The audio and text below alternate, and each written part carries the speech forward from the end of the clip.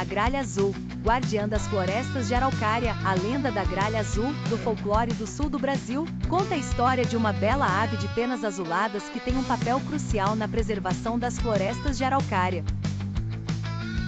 Segundo a lenda, a gralha azul é responsável por espalhar as sementes de pinheiro-pinhão, enterrando-as para estocar comida.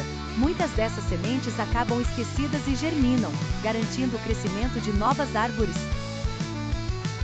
A gralha azul é vista como uma protetora da natureza e símbolo de fertilidade, representando a harmonia entre os seres humanos e o meio ambiente.